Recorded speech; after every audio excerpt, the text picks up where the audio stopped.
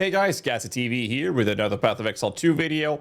I'm going to cover basically my take from a Minion perspective on today's 0.4 reveal and patch notes. I'm going to cover my details that I picked out for the patch notes, and then I'm going to finalize with my TLDR take on basically what to expect from my perspective, or what's going to be the best play, best Minions stuff to do from each ascendancies, and basically all of this will be based on the information we have so far. That said, I do appreciate all the help you guys have in supporting the channel by hitting the like button and subscribing if you do find this video to be good or fun to watch. So do me a favor and do that, and we'll just crack on with the video. First question everybody has is obviously what happened to the cocaine ants, also known as the frozen mandibles, and they are sadly dead on arrival. According to the patch notes, they're saying that the frozen mandible monsters can once again no longer be bound as a spectre or tamed as a beast. This means that you can no longer have the cocaine ants leading into point 4. However, they also stated that they're going to be buffing summon Spectre variants of certain monsters in each act and their endgame variants. Further details on which monsters have been adjusted will be posted separately prior to release in the form of patch notes. So once they do that, I'll obviously cover those in detail once we have more information. On the topic of Spectres, I do want to outline some of the takes that this means, or what it actually means for the Spectre builds in general. So when we look at Spectre units, there's a couple of things to point out. The Death Knights are the king of single target damage output, whilst the Brine Maiden is basically the king of clearing if you can be asked to do a weapon swap to bring them in line.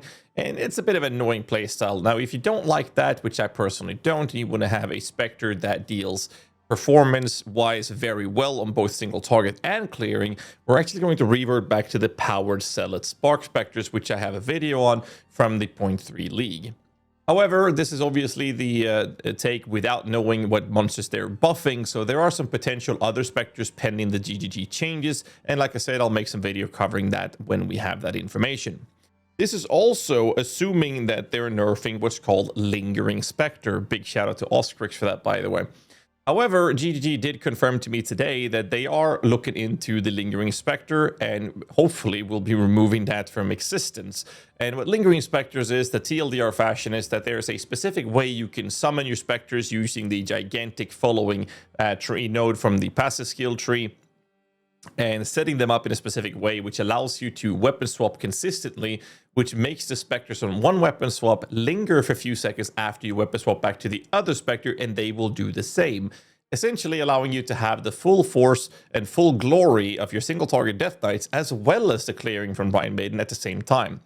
Yes, this is obviously not an intended feature. I would even borderline say that it's a straight up exploit. This is one of the main reasons why I haven't done a video on them, because I thought it was going to get fixed. It hasn't throughout the entirety of 0.3, but again, GGG did confirm to me that they are aware of this and they are looking into it. So hopefully this will be sorted before 0.4 launch. Some other things happening on the patch notes was regarding Race Zombie. Now, Race Zombie did receive a pretty cool buff where the empowered version of them, which happens when you summon them utilizing a power charge, will now deal, instead of increased damage by 100%, they instead have a scaling modifier going from 122% at gem level 5 to 253% more damage with hits at gem level 20.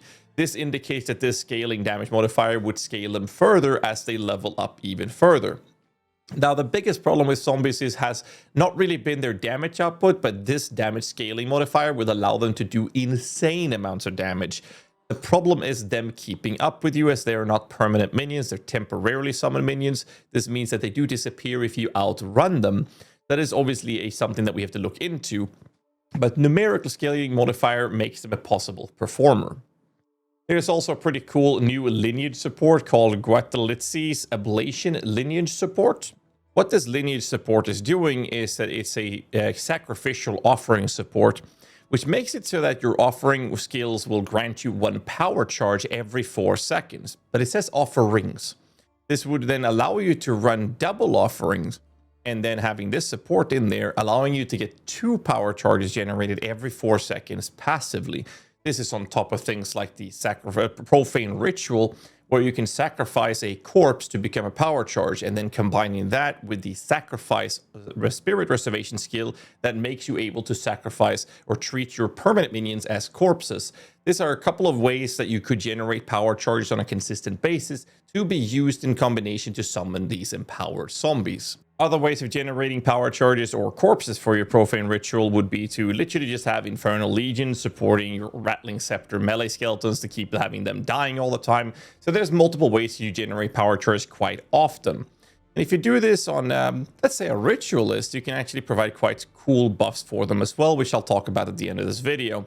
But I think that zombies could definitely be a proper contender for a high-performing minion build. However, they're not as lazy in terms of button clicks compared to Spectre builds, for example. Another minion that was fixed, was finally actually getting fixed, was the Skeletal reavers.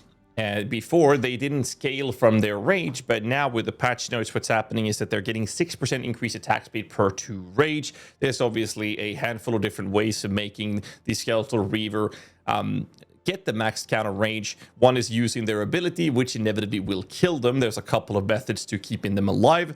I think the big one for this patch is Techrod's Revenge lineage support, which was significantly buffed now to, instead of keeping minions alive once their HP reaches 0 for 10 seconds, it is now a 20-second duration. And instead of 20% increased attack and cast speed, they get 40% increased attack and cast speed, which allows the Skeletal reavers to benefit tremendously from the Rage and the Techrod's Revenge, which could fit very well in hand with a build such as a zombie-focused build to have some reavers in the background, or even Unearth, or both, which is something, again, I'll talk about in the end of the video, but I think the reavers could be really cool. Another way of giving them rage would be certain things like Warlord Berserker. Warlord Berserker is a passive skill tree notable located in the bottom left part of the tree, which reduces your presence area of effect, but makes it so that rage you gain also is granted to allies in your presence, which means that you don't have to use Reaver's ability, which means that they don't have to kill themselves. However, Reavers are somewhat squishy, so you do have to find a way to keeping them alive or making them immortal through a few other types of methods, but at least this is something we'll be looking into. Some other really cool additions for minions in general is actually the ascendancy that the Druid is bringing, and the first one is the Shaman. The Shaman is bringing you a node called the Sacred Flow. Sacred Flow makes you gain 40 spirit for each available empty charm slot on your belt. So if you have a belt that gives you 1 charm slot and you don't put a charm in there, this ascendancy node will straight up give you 40 spirit. That is quite significant, because even at the end of Act 2, that means that you're fighting enemies that are from area level 30 or higher. You can start dropping belt, or once you hit level 30, you can even gamble belts from the vendor to get a belt that rolls with 2 charm slots. So as early as level 30, you can get yourself 80 flat spirit from the ascendancy alone. And once you're at area level 60 or higher, you can drop belts with 3 charm slots, giving you 120 spirit straight off the bat. That is a significant amount of extra spirit, which we can't even get without ridiculously geared characters on something like an Infernalist. Not only does they bring the extra spirits, but the Shaman also brings you a lot of extra good defensive modifiers. First off, you get some extra passive for pathing over to reactive growth, which makes you take less elemental damage per adaptation, matching that adaptation's type, and gaining an adaptation when hit by elemental damage, matching the type of damage taken for some elemental damage mitigation. And that leads into Avatar of Evolution that gives you 15% of your physical damage taken, 5 as cold, 5 as fire, and 5 as lightning, on top of taking even less elemental damage per adaptation from the previous node. There's some pretty cool things you can do with a Shaman that kind of brings it up to the point of making this a very, very solid League starter summoner, but it also brings the possibility of playing this at a higher end. On the other hand, the Oracle has some really cool stuff when you can push your character to a really high state in the form of the walks the paths not taken from the unseen path. We haven't gotten all the information on this, but in the teaser video, they're showcasing a node that decreases reservation efficiency for all your skills by 20%, but increases efficiency for reservation for minion skills by 40%, giving you a net 20% increased efficiency for those skills.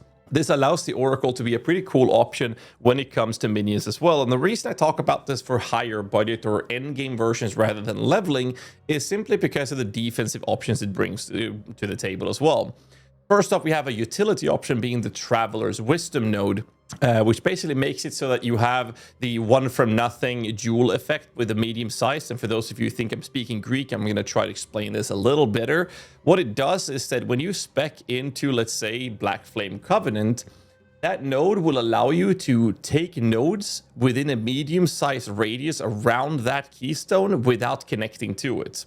You can do that with any keystone in the game. So if I take Black Flame Covenant and the medium circle will show up around it with this node, I can then spec into, for example, Entropic Incarnation or Grip of Evil, in this case, without taking the small nodes leading up to it. So that's what that node is doing, which offers quite a lot of utility when it comes to designing the build in general and pathing on the tree, which is more of an end game kind of thing, more so than leveling. And you can't get the reservation efficiency for your minions until your second ascendancy, which is why I'd prefer to play on the lower budget as a shaman build rather than the oracle. Another thing to point out is that we will very unlikely not have access to the skill tree passive nodes till after the launch, which makes this very hard for us to design builds until we actually see all the passive tree on the skill tree, because we have things like Harmony within, which allows you to have 15% less life and less mana, but it also makes it have the Mind Over Matter effect without any other investment. Mind Over Matter effect is that it makes it so the hit damage taken from mana is going before your life pool.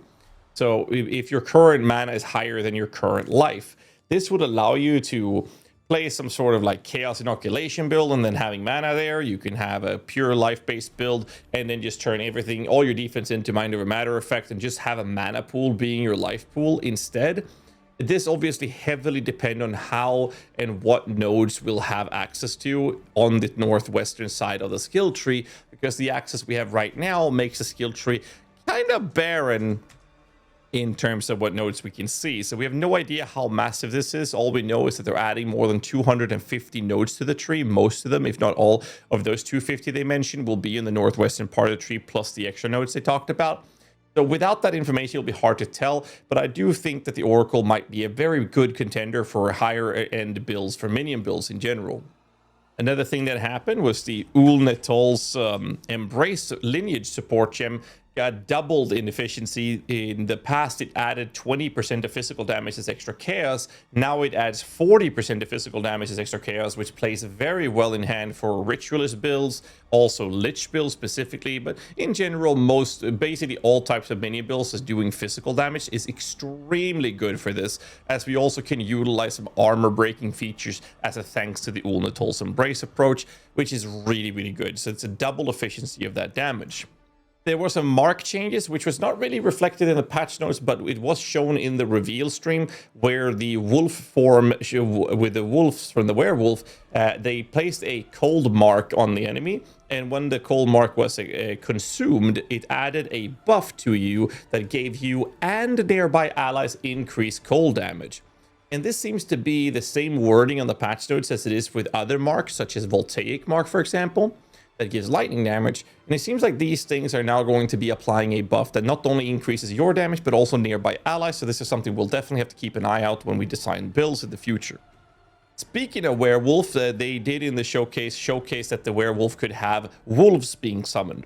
I was slightly disappointed that we're not going to see, or at least that they've shown so far, more minion related stuff. So I was hoping for animal minion army to be there, like a minion focused archetype for the druid, but it seems like, based on what we've seen, only be for the werewolf itself. And the way that werewolf is summoning wolves is through their pounce ability. So when they jump back, they will summon wolves.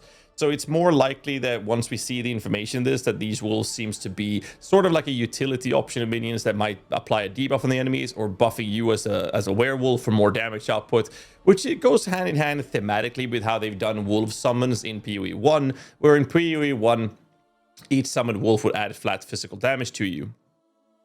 We'll see how that goes. Another big impact that we saw on the patch notes was the Talisman of Ralakesh. Talisman of Ralakesh was actually buffed. What it does is that in the past it gave 6% minion increase in reservation efficiency. Now the buff is 8%, but it comes with a catch. They have now limited all of the Socket of Balls talismans, which are now renamed idols, into limiting to 1. This obviously has a big impact on something like the Belt Darkness Enthroned, which is something we used in the past, where we've stacked up 2 of those in there. We put 1 or more if you had a better helmet to put some of these sockets in the helmet. So this is a massive, massive nerfs for minions reservation efficiency. And this is the one thing that applies to all minions across the board that's using Reservation or Spirit in general to build their armies, like Skeletal minions or Spectres, for example, come to mind. So the Reservation efficiency has been brought down quite a lot for the higher end, but I think this is a good change in the end when you look at the whole change for everything that we're getting in the game. But it is definitely a noticeable nerf with the reservation efficiency. But then again, Ralakesh talismans, also known as Idol of Ralakesh now, it has always been quite pricey, and this might push the price down a little bit since the demand will be lower than it used to be compared to the supply, right? On the other hand, instead of 6%, we get 8%, but you can only use 1. Castle Minion Death and a Sacrifice, a couple of other Spirit Reservation gems that cost 60 spirits to reserve has been brought down to 30 spirit. This allows us to have some wonky unearthed shenanigans that we have to look into, but this is definitely something to bring. This is definitely something I'd like to mention when it comes to the patch notes for minions. Stormfire support was also changed. This is something we've used on quite a lot of builds when we use something we call a shock bot. So a shock bot is essentially a skeletal storm mage, which we support with support gems to make them shock enemies easier. And then we have a stormfire support on them, especially on the Infernalist, that makes that shock be permanently on the target because of the Infernal Hound from the Infernalist, allowing them enemies to be consistently ignited. The Stormfire support change has now removed that permanent shock approach from ignited enemies, so this is something we'll just stop using. There's been some pretty cool changes with the Ritualist, however. The Ritual Sacrifice stealing modifiers is now up to 120-second duration compared to the 20-second-ish duration that we had in the past. And what's really cool with this is that when you put like prolonged duration support, you can even have weapon swap for even more duration on your skill tree. You can bring this up to 3, 4, maybe even closer to 5-minute duration of stealing modifiers.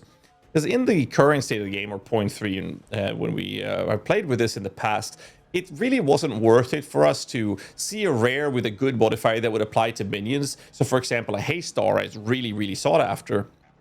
It wasn't worth the 3-second-ish it would take for you to carve that corpse up to get those buffs, because the buff would only last about 30-something seconds. But now, with a 3-minute plus timer with a support gem, of course, or even more if you want to, it's definitely worth it for a Ritualist to start carving rares on the maps to build up a ton of different defensive buffs, and then have the extra auras that will apply to your minions as well. Now, this obviously is something that's really good for non-minion builds, more so than minions, but this does provide a good feature for minion builds using the Ritualist as a choice for this. Other functional builds we've seen in the past as well that are still very much functional will obviously be the Burning Tamed Beast builds. They're still very, very functional. There's no direct changes to it that I can tell, at least, and I think that there's definitely going to be one of the top performing minion builds for 0.4 without a doubt. So at least that one has got out with barely any touches. So my final notes with the current information is the following. I think that Ritualist seemingly is the winner for Reaver, Zombie, or Unearthed shenanigans. And I think that with some pretty cool features around that, not needing too much spirit, we could actually look into some energy shield, evasion-based Queen of the Forest with insane amounts of movement speed, allowing you to have really fast moving minions, as well as you being ridiculously fast, allowing you to have a build that can perform ridiculously well in terms of clear speed, as well as single target damage due to the zombies damage buff and how well Unearth actually performs. I wouldn't surprise me if Ritualist becomes one of the strongest minion builds in the game, but it's not the most comfortable to level with. So I think that what I'm going to do for League Start is probably start something like a Shaman minion build, probably Spectres is probably what I'm looking at right now. But I definitely want to make a Ritualist, because I do believe that a properly designed Ritualist summoner with these things have the possibility to become the strongest minion build as of 0.4. But it does need some more attention, and I still need to see the actual passive trees on the skill tree once we see the launch on the 12th. Shaman, however, is looking like the most optimal starter for generic minions across the board. I don't think you can go wrong with it. It does come with a downside that you cannot use any charms to make sure you benefit from the extra spirit. So as long as you go past that, you shouldn't have a problem with it. But unlike the Infernalist, which I think is the closest comparison I can do with a Shaman, is that you don't reserve half your HP pool. So things like bleed and whatnot doesn't hurt you that much. And we're going to see some skill trees on the passive tree, most likely going to be very in line with the whole strength intelligence focus, which means armor / energy shield might be a really big focus. And I think that that's going to be a very solid layer of defense in general for minions, which also allows you to go for blocking on top of that. So I'm not really concerned about letting go of my charm slots to make this league starting approach of minions the most solid one to look at. Like I mentioned earlier, I think the Oracle is definitely a possible contender, pending tree nodes with the possibility of Mind Over Matter defense, or honestly just going straight up Chaos Inoculation. We'll see how that goes. Again, these things are definitely pending the patch notes, or sorry, not the patch notes, but the actual skill tree changes that we see on the tree. However, the Infernalist or Lich, they both remain solid with the generic approaches we've seen in the past few leagues. However, though, they are significantly nerfed on the Spirit across the board, unlike something like the Shaman, who can compensate a lot of that through the increased efficiency of getting 40 Spirit per hour per the empty charm slots. Smith of Kitava, they did get some actual pretty cool things added to them. I think Smith of Kitava will be a very cool kind of ascendancy to play, but when it comes from a minion perspective, I consider this to be ass based on what we know and what we've seen so far. Titan, however, I don't want to call this ass just yet because it is completely reliant on what the actual passive tree looks like because of hulking form. Hulking form makes it so a small passive notice on the tree is going to scale up with a 50% increased efficiency, and this definitely makes the Titan a possible contender pending the passive tree changes. Tactician and the Gemling Legionnaire has the same issue as in previous leagues compared to the other options. They have to travel a ridiculous amount of nodes before they even get to the part where you can get minion related stuff that is worth taking. However, with the changes to the skill tree, maybe this will change, but I'm not sold on it yet.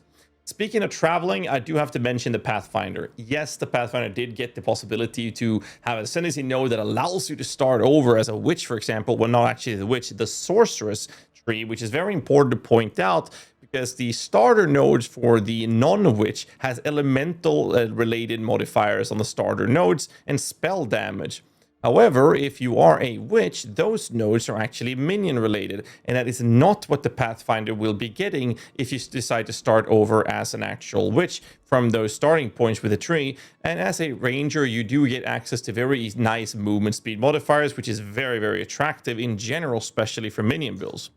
However, the problem with the Pathfinder is that it does look very promising defensively, but it also looks like complete utter shit for any sort of offensive scaling for minions, which is why I don't think Pathfinder minions will be something we'll look at all.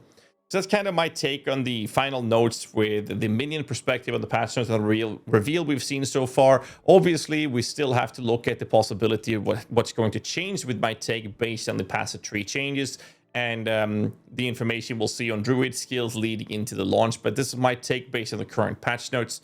And I'm just very excited to play it out, and I'm very excited for the Druid in general. Hopefully, we'll see if we can do some sort of Wyvern build, and I definitely want to do that. And I'll be looking into the possibility of what we can do summon-wise with the Wolves. I'm not really sold on them being something we can scale as a minion, but I'll look into it. But don't get your hopes up. So right now, from my personal perspective, as of today, is that I'll probably play a Shaman Spectre build, most likely. Probably power zealots for them, and then seeing what kind of Spectre information we get with the changes before the patch note. Before the reveal of the launch of the game. Jesus Christ, it's 7 a.m. here. And then I'll very likely lean into playing a Ritualist with a reaver zombie unearth shenanigans and going from there, and or making the Shaman I start with into an Oracle for the late game as well. So that's kind of like my current take of what I think I'll start with, but obviously this will finalize as the days moving closer to the launch day. Either way, I don't want to waste your time too much. I hope you guys liked this video. If you did, hit the like button, subscribe for more content, and I will see you guys in the next one. So till then, stay safe, keep rocking, and have a great fucking day.